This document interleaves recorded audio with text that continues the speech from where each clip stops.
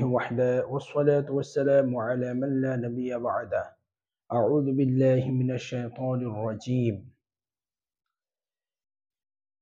الحمد لله মহান আল্লাহ সুবহানাহু ওয়া তাআলার শুকরিয়া আদায় করছি যে মহান রব্বুল আলামিন আমাদেরকে সুস্থ রেখেছেন, ভালো রেখেছেন, তদুপরি মুসলিম পরিবারে জন্ম দান করেছেন। এর জন্য মহান আল্লাহ সুবহানাহু ওয়া তাআলার শুকরিয়া আদায় করছি আলহামদুলিল্লাহ। আজকে অত্যন্ত গুরুত্বপূর্ণ একটি টপিকস নিয়ে আলোচনা করতে চলেছি, আর সেটি হচ্ছে দোয়া। দোয়া এটি এমন একটি মানব জীবনের অধ্যায় যেটার মাধ্যমে আল্লাহ সুবহানাহু ওয়া তাআলার নৈকট্যের কাছাকাছি যাওয়া যায়, যার মাধ্যমে আল্লাহ সুবহানাহু ওয়া তাআলার কাছে আমাদের জীবনের নানান চাওয়াগুলো আমরা চাইতে পারি, আল্লাহ তাআলার কাছে ব্যক্ত করতে পারি।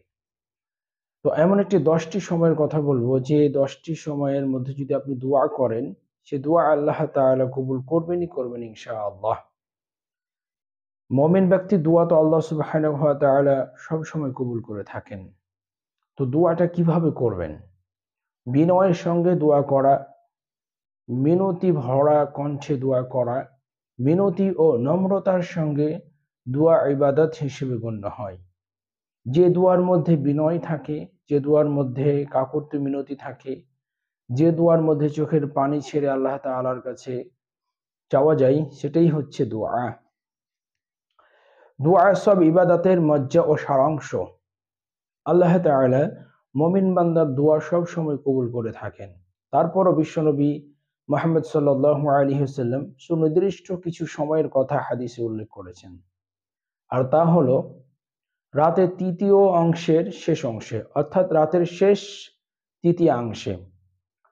রাসূল সাল্লাল্লাহু আলাইহি ওয়াসাল্লাম বলেছেন, প্রতিদিন রাতের শেষ তৃতীয়াংশে আমাদের রব সবচেয়ে নিচের প্রথম আসমানে নেমে আসেন এবং বলেন, কে আছো, আমাকে ডাকো, আমি তোমার ডাকে সাড়া দেব। কে আছো, আমার কাছে চাও, আমি তোমাকে দান করব। কে আছো, আমার কাছে ক্ষমা প্রার্থনাকারী, আমি তোমাকে ক্ষমা করে দেব। সুবহানাল্লাহ। এই সময় যদি কোনো বান্দা রাতের ঘুম বাদ দিয়ে আল্লাহ তাআলার কাছে দোয়া করে, আল্লাহ সুবহানাহু ওয়া তাআলা সে দোয়া কবুল করবেন ইনশাআল্লাহ। দ্বিতীয় 2 নম্বর যে সময়টি, সেটি হচ্ছে আযান ও ইকামতের মধ্যবর্তী সময়ে দোয়া করা। রাসূল সাল্লাল্লাহু আলাইহি সাল্লাম বলেছেন, আযান ও ইকামতের মধ্যবর্তী সময়ের দোয়া ফিরিয়ে দেওয়া হয় না। সুনানে আবু দাউদ। এই সময় যদি কেউ দোয়া করে, সেই দোয়া আল্লাহ তাআলা গ্রহণ করেন, ফিরিয়ে দেন না। 3 নম্বর সময় জুমার দিনের দোয়া।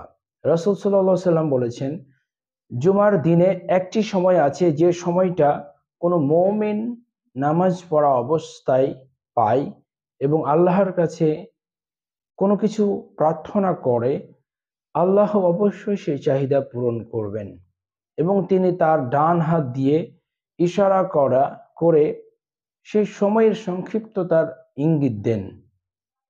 সহিহ বুখারী। যদি কোনো ব্যক্তি আল্লাহ তাআলার কাছে দোয়া করে, যে দোয়াটা তার নিশ্চিত কবুল হবে বা আল্লাহ তাআলা কবুল করুন এমনটি যদি চায়, তাহলে সে যেন জুমার দিনে দোয়া করে। সেই সময়টা এত একটি সময় যেটা আসর থেকে মাগরিবের মধ্যবর্তী একটি সময়ের কথা উল্লেখ হয়েছে। অনেক উলামায়ে কেরাম, মুহাদ্দিসিনে কেরাম এই অভিমত ব্যক্ত করেছেন। এরপরে 4 নাম্বার যে সময়টি, সেটি হচ্ছে সেজদার সময়ের দোয়া। রাসূল সাল্লাল্লাহু আলাইহি ওয়াসাল্লাম বলেছেন, যে সময়টাতে বান্দা আল্লাহর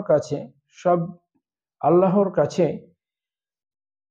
চলে যায়, তাহলে সেজদার সময়। সুতরাং তোমরা তখন আল্লাহর কাছে বেশি বেশি চাও। অর্থাৎ রাসূল সাল্লাল্লাহু আলাইহি ওয়াসাল্লাম বলেছেন, যে সময়ে বান্দা আল্লাহ তাআলার একান্ত নিকটবর্তী হয়ে যায়, একান্ত কাছে চলে যায়, আর সেই সময়টি হচ্ছে সেজদার সময়। এই কারণে মহান আল্লাহ তাআলা আলাকের সর্বশেষ যে আয়াত দিয়েছেন, সেই সূরাতুল আলাকের শেষ আয়াতে আল্লাহ তাআলা বলেছেন, ওয়াসজুদ ওয়াকতারিব, সেজদা দাও আর সেজদার মাধ্যমে আমার নিকটবর্তী হয়ে যাও। তো এই সেজদা দেওয়া অবস্থায় যদি আল্লাহ তাআলার কাছে কেউ কিছু চায়, আল্লাহ তাআলা সেটা গ্রহণ করে থাকেন। 5 নম্বর যে সময়টি, সেটি হচ্ছে ফরজ নামাজের পরে দোয়া। রাসূল সাল্লাল্লাহু আলাইহি সাল্লাম বলেছেন, রাতের শেষ সময় এবং ফরজ নামাজের পরে দোয়া কবুল হয়। মহান আল্লাহ সুবহানাহু ওয়া তাআলার কাছে যদি কেউ ফরজ নামাজ আদায় করার পরে আল্লাহ তাআলার কাছে দোয়া করে একাকীভাবে খুব অনুনয় বিনয়ের সাথে, তাহলে আল্লাহ সুবহানাহু ওয়া তাআলা সেই সময় দোয়াটা কবুল করেন। আল্লাহ তাআলা সূরা আরাফের 55 নম্বর আয়াতে বলেছেন, উদউ রাব্বাকুম তাদাররুআন ওয়া খুফিয়াহ ইন্নাহু লা ইউহিব্বুল মু'তাদিন।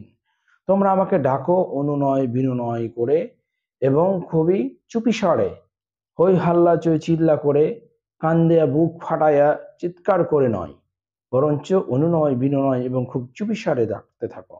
তাই ফরজ নামাজের পরে আল্লাহ তাআলার কাছে যখন আমরা দোয়া করব, তখন অবশ্যই সেটা চুপিসারে এবং একাকিত্ব করতে হবে। 6 নম্বর, কদরের রাতের দোয়া। রাসূল সাল্লাল্লাহু আলাইহি সাল্লাম বলেছেন, যে ব্যক্তি ঈমানের সঙ্গে সওয়াব লাভের আশায় লাইলাতুল কদরে রাত জেগে দাঁড়িয়ে নামাজ আদায় করে, তার আগের জীবনের সব গুনাহ ক্ষমা করে দেওয়া হয়। সহিহ বুখারী। তো কোনো ব্যক্তি যদি সওয়াবের আশায় রমাদান মাসে আল্লাহ তাআলার কাছে কোনো কিছু চাই লাইলাতুল কদরের রজনীতে, তাহলে আল্লাহ তাআলা সে রাতের দোয়া ফেরত দেন না, আল্লাহ তাআলা সে রাতের দোয়া কবুল করে থাকেন।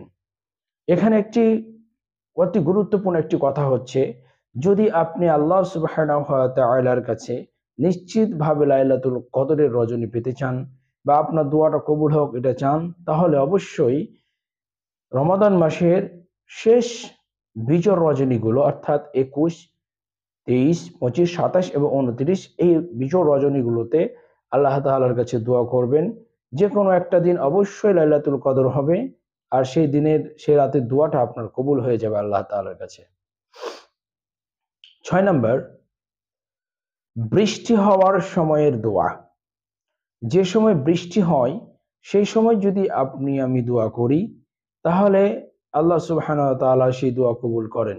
রাসূল সাল্লাল্লাহু আলাইহি ওয়াসাল্লাম বলেছেন, দুই সময়ের দোয়া ফেরত দেওয়া হয় না, আজানের সময়ের দোয়া আর বৃষ্টি বর্ষণের সময়ের দোয়া। সুনানে আবু দাউদ। যদি কোনো ব্যক্তি আল্লাহ তাআলার কাছে দোয়া করেন এবং সে এটা চায় যে নিশ্চিতভাবে যেন তার দোয়া গ্রহণ হয়, তাহলে সে যেন আজানের সময় দোয়া করে এবং বৃষ্টি বর্ষণের সময়ে দোয়া করে। আলহামদুলিল্লাহ। এরপরে 7 নম্বর, 8 নম্বর যেটি হচ্ছে 7 নম্বর, সেটি হচ্ছে আরাফাতের দিনের দোয়া। রাসূল সাল্লাল্লাহু আলাইহি ওয়াসাল্লাম বলেছেন, দোয়ার মধ্যে শ্রেষ্ঠ হলো আরাফাতের দিনের দোয়া। সহিহ তিরমিজি শরীফের বর্ণনায় বলা হয়েছে যে দোয়ার মধ্যে শ্রেষ্ঠ হলো আরাফাতের দিন, যেদিন দোয়া আল্লাহ তাআলা কবুল করে থাকেন। তো এই আরাফাতের দিনে আল্লাহ তাআলার কাছে সিয়াম থাকবেন এবং আল্লাহ তাআলার কাছে চাইবেন, আল্লাহ সুবহানাহু ওয়া তাআলা এই সময় দোয়া কবুল করে থাকেন। এরপরে 9, জিলহজ মাসের প্রথম 10 দিনের দোয়া। রাসূল সাল্লাল্লাহু আলাইহি ওয়াসাল্লাম বলেছেন, জিলহজ মাসের প্রথম 10 দিনের আমল অন্য যে কোনো দিনের আমলের চেয়ে উত্তম। সুবহানাল্লাহ। জিলহজ মাসের 1 তারিখ থেকে 10 তারিখ পর্যন্ত এর প্রত্যেকটা দিনই আল্লাহ তাআলার কাছে অত্যন্ত গুরুত্বপূর্ণ এবং মূল্যবান। তাই এই সময়গুলোতে আল্লাহ তাআলার কাছে চাইবেন, দোয়া করবেন। মহান আল্লাহ সুবহানাহু ওয়া তাআলা এই সময় বান্দার দোয়া কবুল করে থাকেন, গ্রহণ করে থাকেন। 10 নম্বর, রোজাদার ব্যক্তির ইফতারের সময়ে দোয়া। রাসূল সাল্লাল্লাহু আলাইহি সাল্লাম বলেছেন, 3 ব্যক্তির দোয়া কখনো ফেরত দেওয়া হয় না। যখন রোজাদার ব্যক্তির ইফতার করে সেই সময় যে দোয়া করে সেই দোয়া আল্লাহ ফেরত দেন না। ন্যায়পরায়ণ শাসক যিনি ন্যায় বিচার প্রতিষ্ঠা করেন এবং ন্যায় বিচার প্রতিষ্ঠা করার পর যদি আল্লাহ তাআলার কাছে কিছু চাই, তাহলে আল্লাহ তার দোয়াটা কবুল করবেন। 3 নম্বর, নির্যাতিত ব্যক্তি, যার প্রতি জুলুম করা হয়েছে, অত্যাচার করা হয়েছে, কোনো অপরাধ না হওয়া সত্ত্বেও তার প্রতি টর্চার করা হয়েছে, তাকে আঘাত করা হয়েছে, অযথাই তাকে জেলে বন্দী করে তাকে জেলের মধ্যে নিয়ে গিয়ে শাস্তি প্রদান করা হয়েছে, তার পরিবারকে হয়রানি করা হয়েছে, তার আত্মীয় স্বজনের প্রতি অত্যাচার নির্যাতন করা হয়েছে, এমন একজন ব্যক্তি যে অপরাধ করেনি তবুও তাকে অপরাধী বানানো হয়েছে, সে ব্যক্তি যদি আল্লাহ তাআলার কাছে দোয়া করে তারও দোয়া আল্লাহ তাআলা কবুল করবেন। মহানবী রাসূল সাল্লাল্লাহু আলাইহি ওয়াসাল্লাম বলেছেন, তিন ব্যক্তির দোয়া কখনো ফেরত দেওয়া হয় না। এক, রোজাদার ব্যক্তির দোয়া যখন সে ইফতার করে। দুই, ন্যায়পরায়ণ শাসক যে যখন সে ন্যায় বিচার করে। তিন, যিনি নির্যাতিত হয়েছেন, যার প্রতি জুলুম করা হয়েছে, এমন ব্যক্তি যদি দোয়া করে তাদের দোয়া কখনো ফেরত দেওয়া হয় না। প্রিয় ভাই, তো আমরা শুনলাম এবং জানলাম যে 10টি সময়ে দোয়া কবুল হয়। আমরা আবারও পয়েন্টগুলো বলছি। এক, রাতের শেষ তৃতীয়াংশে। দুই, আজান ও একামতের মধ্যবর্তী সময়ে দোয়া। তিন, জুমার দিনের দোয়া। চার, সেজদার মধ্যে দোয়া। পাঁচ, ফরজ নামাজের পরে দোয়া। ছয়, কদরের রাতের দোয়া। সাত, বৃষ্টি হওয়ার সময়ে দোয়া। আট, আরাফাত দিনের দোয়া। নয়, জিলহজ মাসের প্রথম 10 দিনের দোয়া।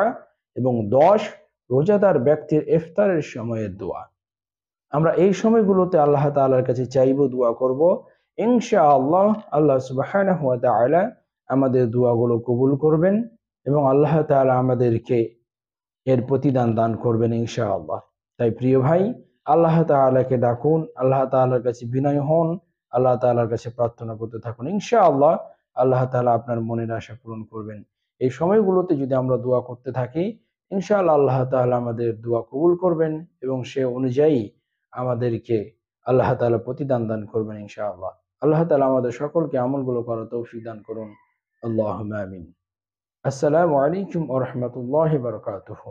পরিশেষে আপনাদের কাছে আবেদন যে এই ভিডিওটি বেশি বেশি করে শেয়ার করুন।